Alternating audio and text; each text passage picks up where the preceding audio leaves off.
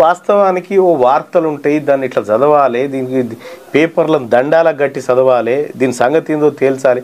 అదేదో నేను డబ్బులు సంపాదించడం కోసం చేసిన కార్యక్రమం కాదు.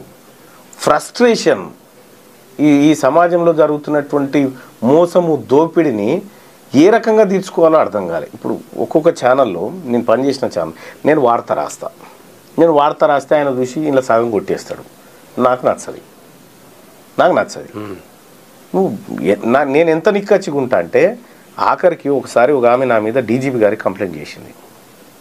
డీజీపీ గారికి మళ్ళీ నన్ను అరెస్ట్ చేయాలని కంప్లైంట్ చేస్తే నేను ఆమె వచ్చి బయట మీడియాలో అందరు మీడియా ముంగట తిన్మార్ మళ్ళీ నన్ను అరెస్ట్ చేయాలి, వెంటనే శిక్షించాలని ఆమె అంటే, ఆమె వార్త ఏ మీడియా లేకపోతే మళ్ళీ నేనే చేసిన మళ్ళీ నన్ను అరెస్ట్ చేయాలని అంటే నేనే చేసిన. ఒకసారి నేను 10 టీవీలో పనిచేసేటువంటి క్రమంలో సరే ఒక వార్తలో ఏదో కొంత మనోభావాలు దెబ్బతిన్నాయి అని చెప్పాను. 10 టీవీ ఆఫీస్ ముంగట వచ్చి ధర్నా చేస్తారు వాళ్ళంతా. మళ్ళీ నేనే చదివిన అది తీన్మార్ మల్లన్న శిక్షించాల్సిందే అని డిమాండ్ చేసిరని నేనే చదివిన వార్త. ఎందుకు తీన్మార్ ఇది చెప్పగానే నాకు గుర్తుకో, తీన్మార్ మల్లన్నే నెత్తిమే పెట్టుకొని గౌరవించే వాళ్ళు ఉన్నారు, చూడాలి ఒక్కసారన్నా చెప్పుకోవాలి నా సమస్య అనుకునే వాళ్ళు ఉన్నారు. అదే మల్లన్న మీద రాళ్ళేసేటోళ్ళు కూడా ఉన్నారు. విమర్శలు కూడా వస్తున్నాయి.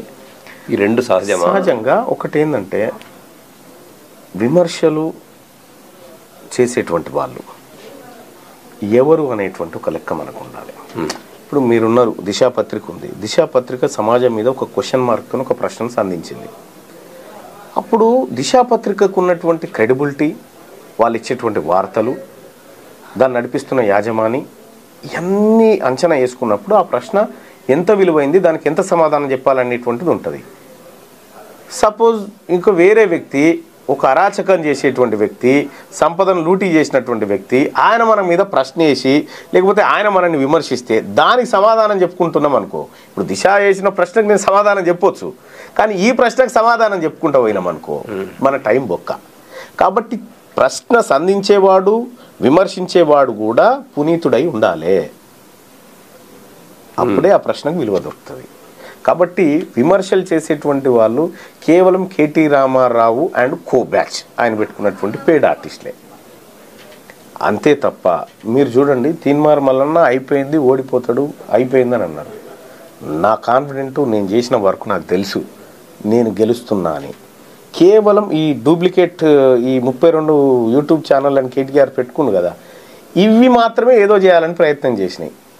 నిన్న ఎలక్షన్ క్యాంపెయిన్లో దిగేటప్పుడు ఆయన పైసలతో నేను తూగలేను, ఏమవుతుందో అనే ఒక సందేహం చిన్న మనసులో అట్లా పుట్టిందా సార్? పట్టభద్రులని పైసలు మార్చలేము సార్. ఒకటి గుర్తుపెట్టి వాళ్ళు కళ్ళ ముందు ఖర్చు పెట్టిండు. పోయినసారే అప్పుడు పెట్టిండు, మొన్న కూడా పెట్టిండు. దానికి సంబంధించిన మొత్తం డాక్యుమెంటే ఉంది నా దగ్గర, ఎక్కడెక్కడ ఏ దానికి ఎంత పంపిండు అనేది.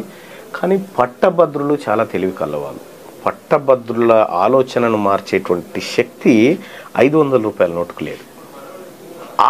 ఆ సత్యాన్ని గ్రహించకుండా బీఆర్ఎస్ పార్టీ మీద డబ్బులతో మార్చేస్తాము, లేకపోతే తప్పుడు వార్తలతో వాళ్ళ మైండ్ సెట్ని ఏదో చేస్తాము అనుకుంటే అది ఇంపాసిబుల్. ఇప్పుడు పోయిన 10 yearsలో చూసినట్టయితే ఆయన తీసుకున్న విధాన నిర్ణయాల లోపాల వల్ల సమాజం మీద ప్రభావం పడ్డ కొన్ని జీవితాలు ప్రశ్నార్థకమైనాయి అని అన్నారు. అవి మళ్ళీ కొన్ని రికవర్ అయితే కొన్ని రికవర్ కావు. ఇప్పుడు దిద్దుబాటు చర్యలు చేపడితే అలాగా దిద్దుబాటు చేసినా కానీ రికవర్ కాని వాళ్ళకి ఏదో కాంపెన్సేషన్ ఇంకో రూపంలో ఇవ్వాలి కదా. దాన్ని ఈ ఇన్ని సంవత్సరాలలో మీ నోటీసుకు వచ్చిన చాలా ఇన్సిడెంట్లు ఉంటాయి.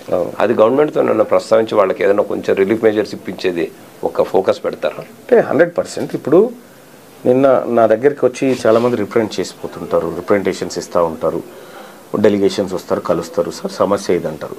ఇప్పుడు మేము రిప్రజెంటేషన్ తీసుకొని అక్కడ పెట్టాం మేము. అది ఆ రిప్రజెంటేషన్ తీసుకొని నిన్న సెక్రటరీకి పోయినా, ఏ డిపార్ట్మెంట్కు ఏ ఫైల్ పోవాలనేది క్లియర్గా దాని మీద రాసి నేనే ఆ డిపార్ట్మెంట్కి పోయి, సార్ ఇది సమస్య, దీనిపైన ప్రభుత్వం స్టాండ్ అయింది, మీరేం చేయబోతా ఉన్నారు, నాకు మళ్ళీ అప్డేట్ చేయండి అని చెప్పి క్లియర్గా వాళ్ళకి రాసిచ్చి ఆ ఫైల్ వాళ్ళకి ఇచ్చి మరీ వస్తా. ఇక్కడికి వచ్చేటువంటి ఏ ఒక్క కాగితం కూడా సంబంధిత అధికారికి పోకుండా ఆగదు. అట్లా ఓ వ్యవస్థను తయారు చేసిన. ఇక్కడ చాలామంది ఏమనుకుంటారంటే అందరు నాయకులకు ఇచ్చినట్టే మేము కాగితం ఇచ్చినాం అయిపోయిందని అనుకుంటారు. అట్లా కాదు. అక్కడికి పోయి ఎవరైతే ఆ కాగితం ఇచ్చిరో ఆయనకు ఫోన్ చేసి, ఇగో నేను ఇక్కడికి వచ్చినా, నీవు ఇచ్చినటువంటి కాగితంలో ఈ అంశాలు మెన్షన్ చేసి ఉన్నాయి, నేను సంబంధిత అధికారి ముందున్నా, నువ్వేమైనా చెప్పాలనుకుంటే ఈ అధికారికి చెప్పేసి నీ రిప్రజెంటేషన్ తీసుకొని వచ్చినా అని చెప్పి చెప్తా. అట్లా జవాబుదారితనంగా ప్రతి కాగితానికి ప్రతి సమస్యకు మేము విలువనిస్తూ దాని పరిష్కారం కోసం మీరు అన్నట్టుగా ఆ దిశగా ప్రయత్నాలు చేస్తూనే ఉన్నాం. ఇన్నేళ్ల కాలం నుంచి మేము విన్నటువంటి సమస్యలను దాదాపుగా పరిష్కరించేటువంటి ప్రయత్నమే చేస్తా ఉన్నాం.